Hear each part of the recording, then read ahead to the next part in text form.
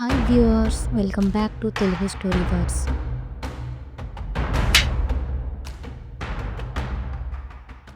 స్వార్థపు రాజకీయాలతో నిండిన ఈ కాలంలో, అధికార దాహంతో అవినీతి పాలన సర్వత్రా వ్యాపించి ఉన్న సమయంలో మన చాణక్యుడు ఆవిర్భవించాడు.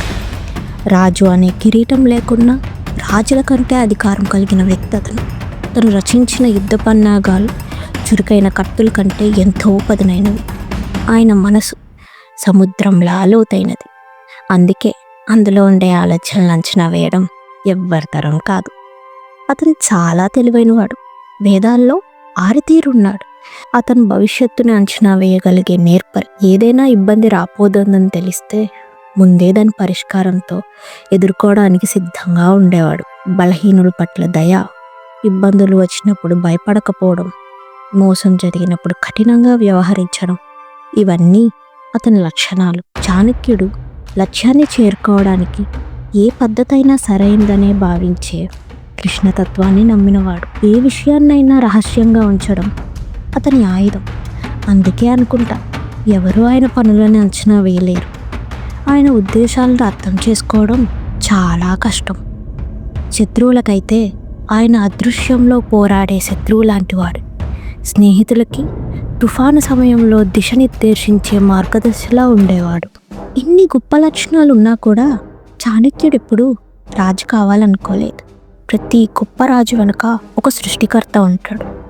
ఆ సృష్టికర్త రాజుకు కిరీటం ఇచ్చి ఆ సామ్రాజ్యాన్ని పాలించేలా రాజనీతిని బోధిస్తాడు. చాణక్యుడు అలాంటి సృష్టికర్త.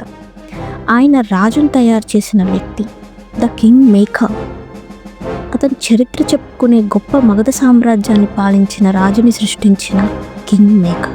చాణక్యుడు గొప్ప వ్యక్తి అయినప్పటికీ చాలా సాదాసీదా జీవితం గడిపేవాడు. అందరూ ఆయన తెలివికి ఆశ్చర్యపోయినా సరే తను ఎలాంటి గుర్తింపు, గౌరవం కోసం ఆశపడలేదు. తన మాట నిలబెట్టుకోవాలనే తపన మాత్రమే ఉండేది. తన లక్ష్యాన్ని సాధించిన తర్వాత రాజకీయాల నుంచి తప్పుకున్నాడు. ఆ తర్వాత ఒక సాధారణ బ్రాహ్మణుడిలా జ్ఞానం, తపస్సు చేస్తూ సంతోషంగా జీవించాడు.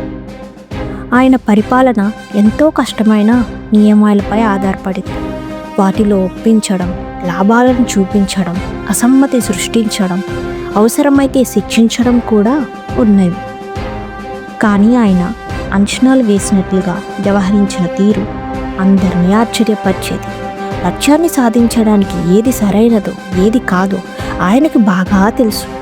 ఆయనకు అబద్ధం చెప్పడం ఆయుధం కాదు. అందుకే అవసరమైనప్పుడు మాత్రమే అబద్ధం చెప్పేవాడు. అది కూడా సమాజానికి మంచి జరగాలంటేనే చెప్పేవాడు.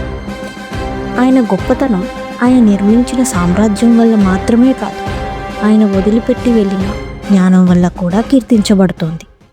అర్థశాస్త్రం, ద ఎకనామిక్స్, పరిపాలన గురించి తెలిపే పుస్తకం, రాజనీతి గురించి వివరించే జ్ఞాన కోసం ఇప్పటికీ మనం ఆచరిస్తున్నామంటే ఆలోచించండి. ఇంతటి దూరదృష్టి కల వ్యక్తో, దూరదృష్టితో జాగ్రత్తగా ఎలా పరిపాలించాలో మార్గదర్శకంలో నిలిచిన పుస్తకం అది.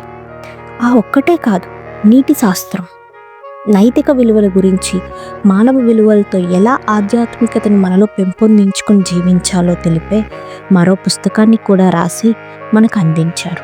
నీతి శాస్త్రంలో ఆయన జీవితం యొక్క లక్ష్యం ఏమిటో చెప్పాడు.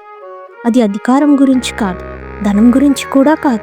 నిజమైన ఆనందంతో సంతృప్తికరమైన జీవితాన్ని జోడించడమే మానవుడి యొక్క లక్ష్యం. జ్ఞానం చేయడం, తను నమ్మే ఆధ్యాత్మికత తత్వాన్ని అర్థం చేసుకుని ఆచరించడం ద్వారా ఆత్మకు సరైన అర్థం, పరమార్థం లభిస్తుంది.